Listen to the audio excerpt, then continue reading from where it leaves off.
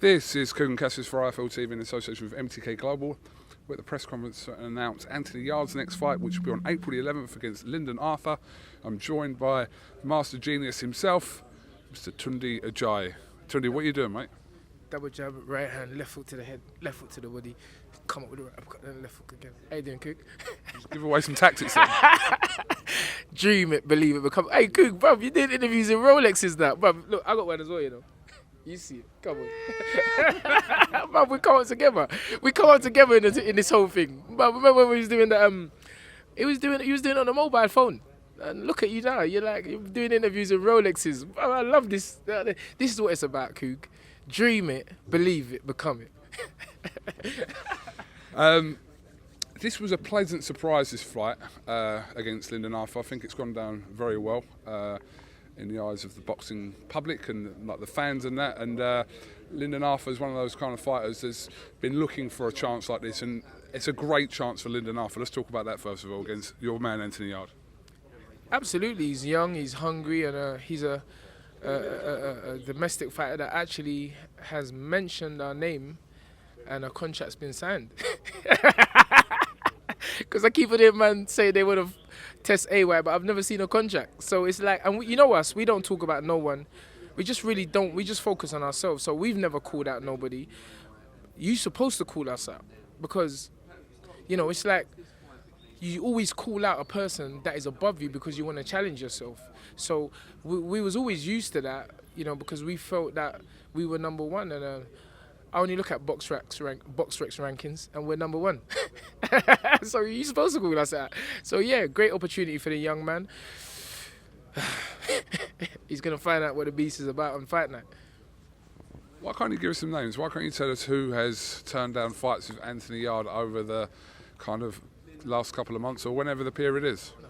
I tell you, look, people lower than us get credibility by calling us out. But it's like I always say, you say the Frank Bugalonis, where was the contract? You say the Hosea Burtons, where's the contract? You say, if your promoters have so much faith in you, put up the money. Because we already have proven, you know, all the talk about we can't fight, he can't do this, he can't do that, who's he fought? Well, guess what? We fought arguably the best light heavyweight in the last 8 to 10 years. And we just came up short with our limited experience. So the guys below us, all the mocking and these guys don't know what they're doing, where's your fight? Where's your super fight? It's what I'm trying to say. So it's like we've done what we've always done and focused on ourselves, and we, because of our hard work and dedication, managed to get to the level to actually compete against an elite fighter. And you know, KUGAN, you've been in this game for a long time. You know that don't happen by magic. It's not abracadabra. You don't just go poof and you fight Canelo, or poof and you fight Kovalev or Money Mayweather. Look at the guys that Billy Joe's just got the fight. How long has Billy been playing at this? That's what I'm trying to say. So I've never understood. Well, I do understand because it's called, in layman's terms, you're a hater. Bro, you're just a hater. Just face the facts. You're a hater. So how are you going to hate somebody or individuals that have come up from scratch, that were sharing boxing boots?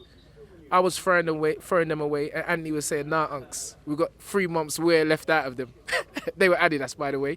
Plug, Adidas, global ambassador, Anthony Yarde. You got to get the sponsors in there, the commercial guys. So we've come up hard, and believe me, people don't see the work that I do. You just see some tippy-tappy pads. And a confident young man. I'm not that young no more, but you see a confident man talking. But I believe in myself. Anthony believes in himself. You know, kind of me and Anthony are chalk and cheese, but we're not really. We're the same. And I just think that we've worked hard for this, and there's a reason why. And obviously, Lyndon has definitely worked hard. Both him and Pat.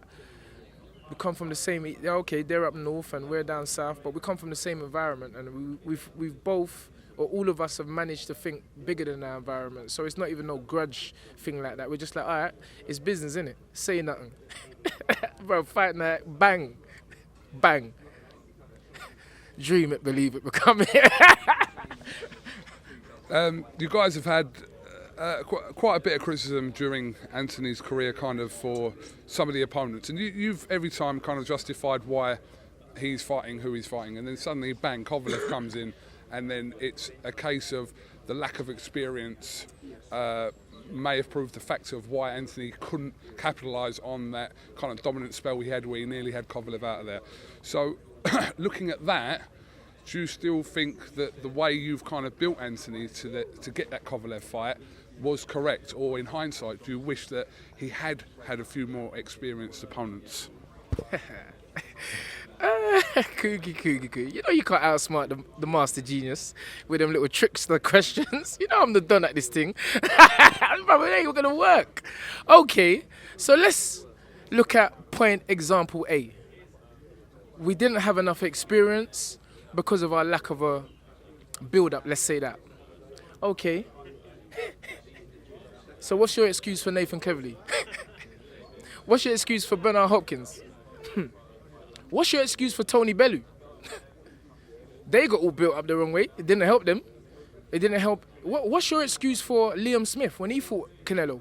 He was built up, British, Commonwealth, same outcome. I would go so far to say that Anthony, with the least experience, done better than all of those guys. Because let's get it right, Anthony almost had Kovalev out. A young man with only 12 amateur fights, been under the master genius, made himself and his family very happy to this point, and I've done my job. And that's why my phone is going off the chain, as they say. People want Tunde Ajayi to manage them. That's because they know I'm obviously doing something right. You don't get a global deal. You don't get foot asylum deal. You don't get numerous endorsements. You know, that's what Flair says. You know, we got my endorsements. If you're not doing the right job. And look at us. It's Yarde v Arthur. It's not Arthur v Yarde. You understand? So, no, Coog. I've done, or me and Anthony, because we, you know, again, I say, you know, the title is Tunde Ajayi, manager trainer, and I do say that for a reason. It's not trainer manager, it's manager trainer. But in truth, it's me, Anthony, Frank Warren. But then the person who always has the final say is Anthony. So Anthony doesn't need to agree with everything that I say. Most times he doesn't. Most times he doesn't. But he trusts me. And trust is what has got us here. Loyalty is what has got us here. Love is what has got us here. I keep telling you people, you just follow me. I got the blueprint.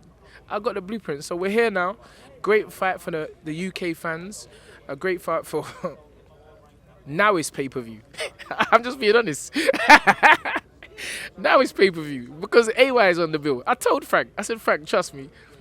When you announce AY is on the bill, and go check the numbers, everything just... It's like a... It was like magic. Because AY just... Now people say, yeah, all right, boom, click. Ticketmaster, whoever it is. I don't want to give no ticket outlet a boost when they're not the ones. I think it's Axis, isn't it? Actually, I think it's Axis. But StaminaForSale.com. Get your tickets live. Press the button. Whatever ticket you want, we got it. Tunde, can I just say something? I wasn't kind of trying to catch you out of a question. All I was saying was that if you're saying that it was a little bit of lack of experience... He said it. Who? Kovalev. He said it. He said it was his experience that won the fight. I didn't want to even hear that. So you don't agree with that? No. I do. In hindsight, I do. But I never put that, and Anthony never put that in his head. We are winners. That's our mindset. Our mindset is always to knock out, but setbacks come in life. Most individuals quit after 1, 2, 3 failures.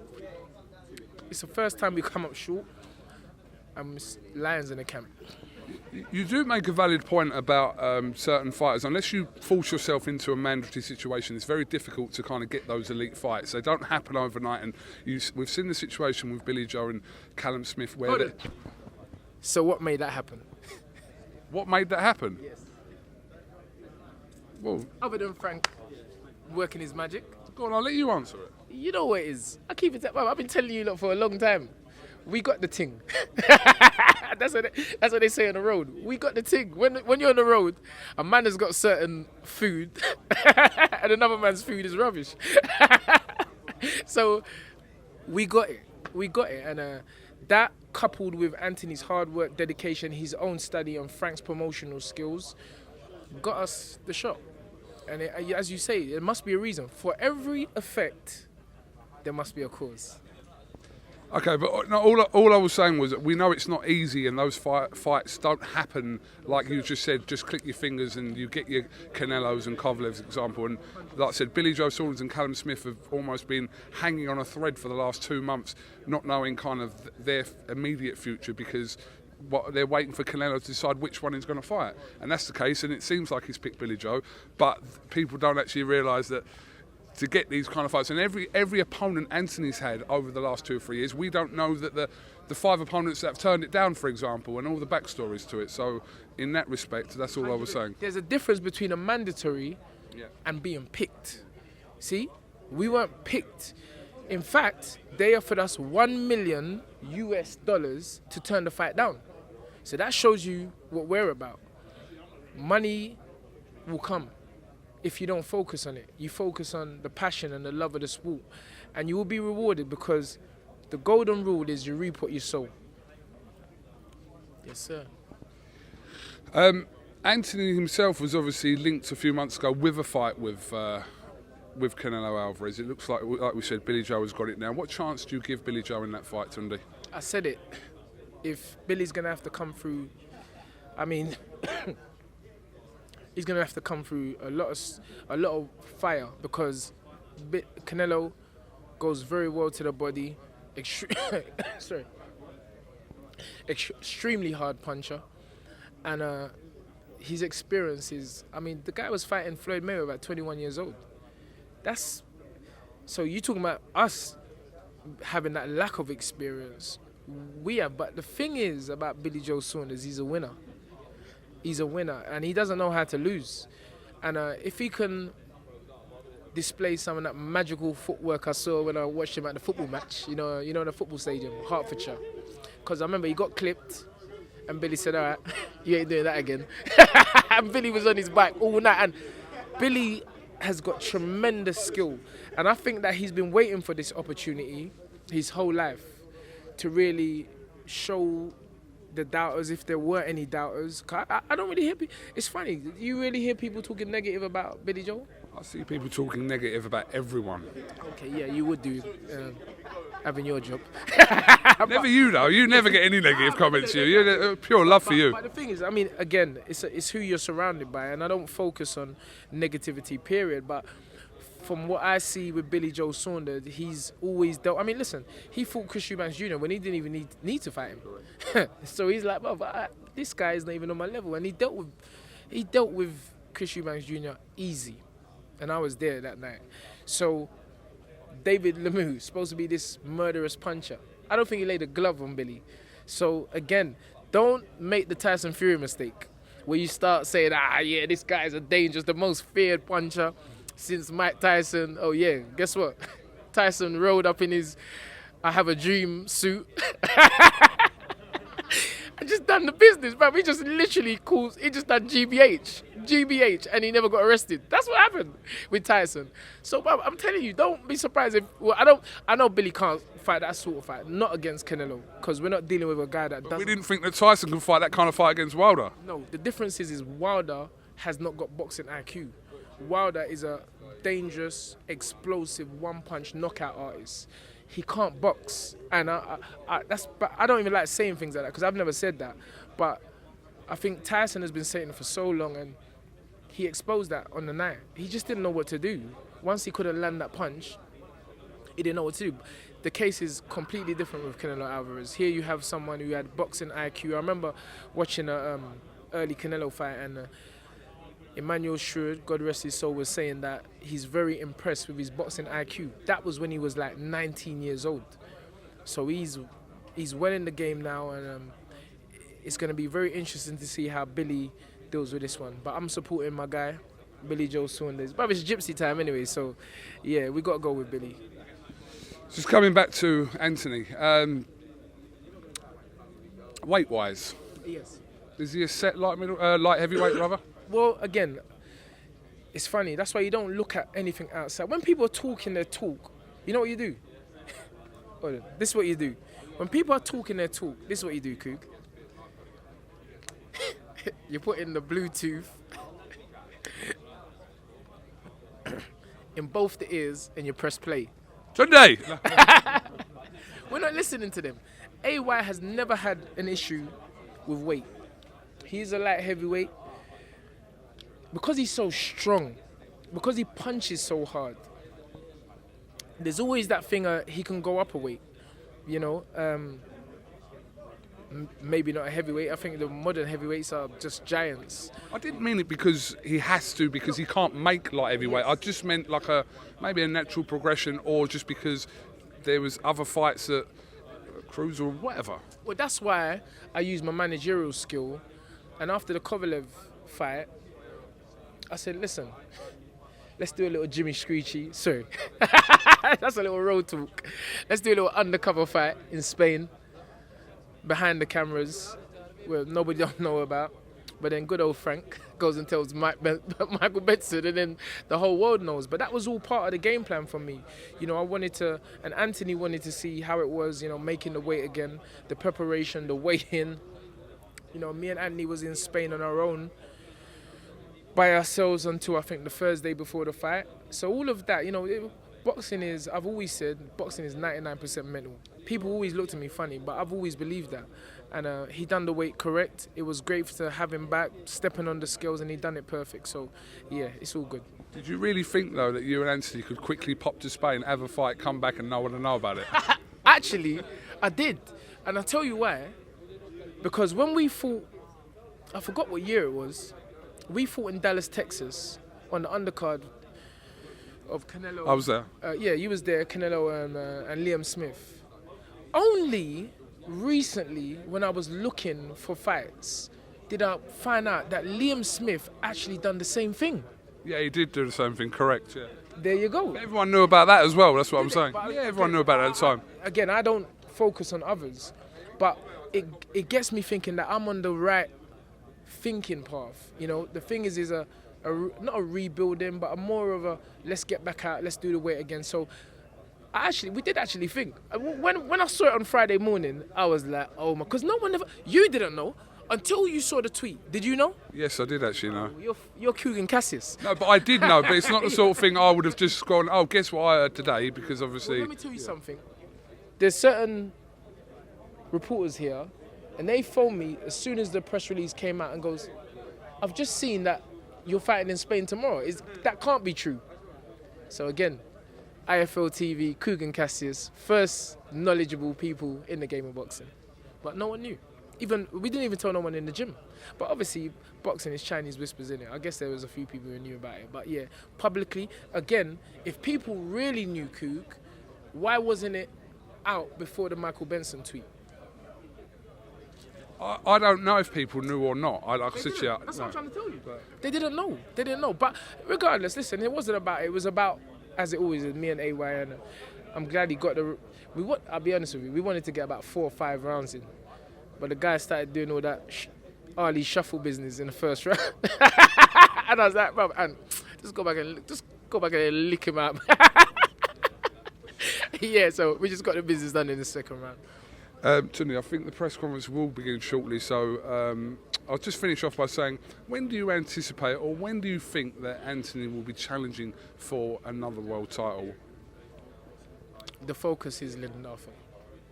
Always, you know us, we don't focus on the fight ahead. We're not, this ain't no Mystic Meg show. We don't have no magic something where we just go, or no horoscopes business. It's not horoscopes. You have to focus on what's in front of you. The minute you start looking across the road, bap, you know what happens. So we've just adopted that mindset from the start. We just focus, take one fight at a time. I mean, Frank believes he'll be a world champion by the end of the year. That's what Frank told me, 1,000,000%. Who am I to doubt Frank Warren? The guy has, again, delivered for us and everything we've done. But I just, for me personally, and for I certainly know for Anthony, we just take one fight at a time. So let's see what happens. Okay, Tunde, thank you very much for talking, or Tunde as Frank calls you. But I had Clishel Seals on my show yesterday, and her manager was like, Tunde, Tunde, you it, man. You are it. Tunde. Tunde, that's a new one. Tunde, but yeah. Well, listen, appreciate your time, and we'll definitely catch up with you ahead of April the 11th. Seek and destroy. Trust me, lions in the camp. Dream it, believe it, become it. Everything is timing. We don't get weak, we get deep. Turn up, show up, and on April the 11th, blow up. How you like that one? Well, standard, Tunde. Thank you very much, and we'll definitely catch up with you soon. Good stuff. Thanks, Coop. Look where you ended out the shot. Like, you ended there. There, oh, bloody hell. It's all right, it's all good. It's all right, it's only the end.